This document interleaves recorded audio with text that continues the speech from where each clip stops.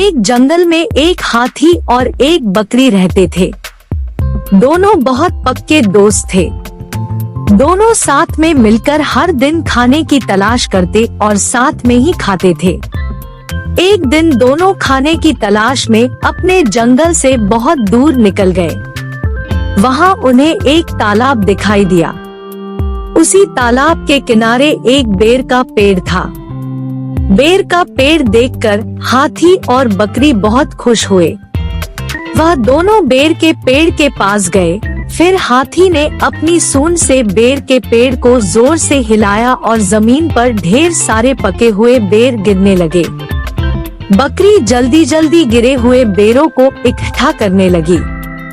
संयोगवश उसी बेर के पेड़ पर एक चिड़िया का घोंसला भी था, जिसमें चिड़िया का एक बच्चा सो रहा था और चिड़िया दाने की खोज में कहीं गई हुई थी।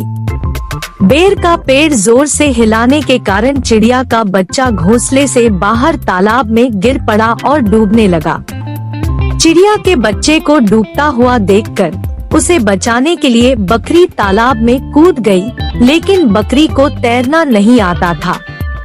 इस वजह से वह भी तालाब में डूबने लगी। बकरी को डूबता हुआ देखकर हाथी भी तालाब में कूद गया और उसने चिड़िया के बच्चे और बकरी दोनों को डूबने से बचा लिया। इतने में चिड़िया भी वहाँ पर आ गई थी और वह अपने बच्चे को सही सलामत देखकर बहुत खुश हुई। उसने हाथी और बकरी को इसी तालाब और बेर के पेड़ के पास रहने के लिए कहा।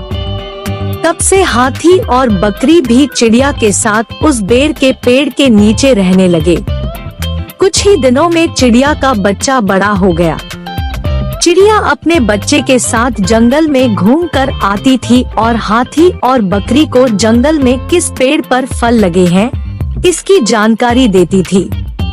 इस तरह हाथी, बकरी और चिड़िया मजे में रहते और खाते पीते थे। कहानी से सीख: हमें किसी का बुरा नहीं करना चाहिए। अगर हमारी गलती से किसी को परेशानी होती है तो उस गलती को सुधारना चाहिए और मनमुटाव दूर करते हुए एक दूसरे की मदद करनी चाहिए।